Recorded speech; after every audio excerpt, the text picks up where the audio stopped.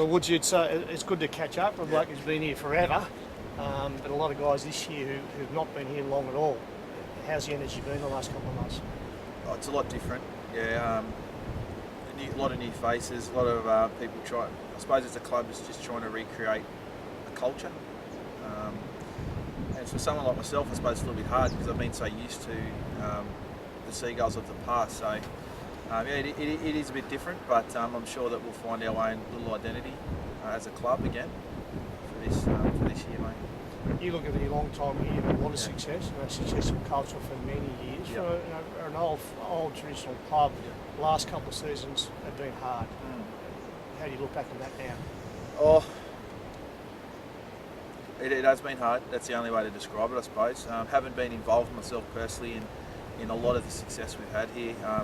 Not myself as an individual, but myself as a team man here. Just been lucky to play in those teams that have been really successful. So it's never easy losing.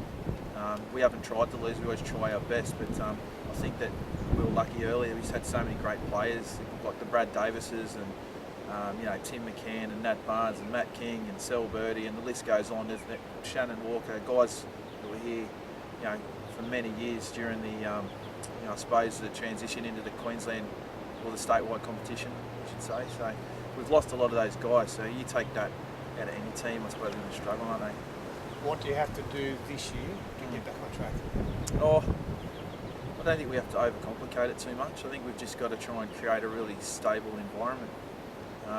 We've had a lot of players that we've been turning over the last couple of years. So I think if we can try and get a nucleus of guys and just stick solid with some guys as a bit of a squad, I suppose, and just get continuity, just get guys playing together and I suppose used to the expectation of what it takes to do this every week and be competitive with the Redcliffs and the Wynnhams and the Burleys of the world, You recruited this year some guys who've had State Cup experience, but a lot of young guys as well. Come out of the NYC, come out of Sydney. What's your first impression?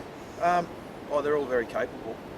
Yeah, they are all very capable, all good players. But once again, it's a different animal, isn't it? When you got to do it every week, and you get to the middle of winter, the depths of winter at Biggerbeen, and you just got to keep repeating that effort. And now I've been guilty of it myself lately too, just to fall into that little lull. So I suppose it's just about building momentum and trying to maintain it, and that's what we were good at years gone by. So I don't know, that's the $1 million question, I suppose, for any team. You've seen Burleigh Bears up the road come off a pretty ordinary season the season before and come back and win a competition. How do you look at that? Does that have any influence on what you may see here?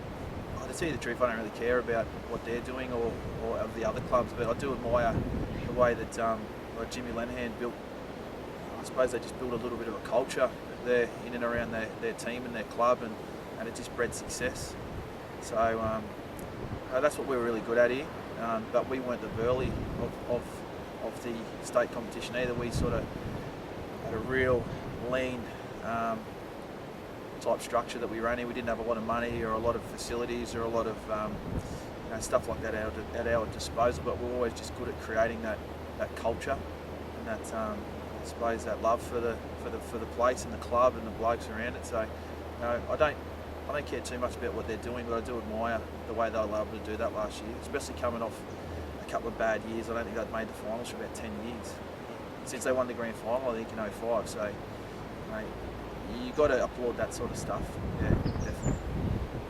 2002 is your first season. This makes this season number 16, I think, at this level. How do you keep going, and what do you want to get out of this year? It has been a long time, I suppose.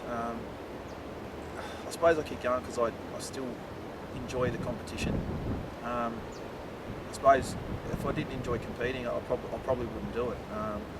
There's been a few times the last couple of years where I've thought that I was at the end of my tether with it, but I'm really still enjoying when you get out there and you train for something and you can execute it and you can just, that's why, and just purely enjoying playing it.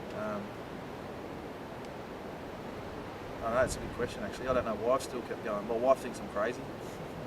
I'm sure I owe her a bit of time back when it's all said and done, her and the kids, but they've been really supportive, I suppose. So that's a good thing to be able to have your wife your parents and your brothers and sisters and your family behind you to be able to keep going. You know, if they weren't so supportive, then it'd be really hard. You'd have to have a real hard decision to make then, whether you stop or you keep going. So.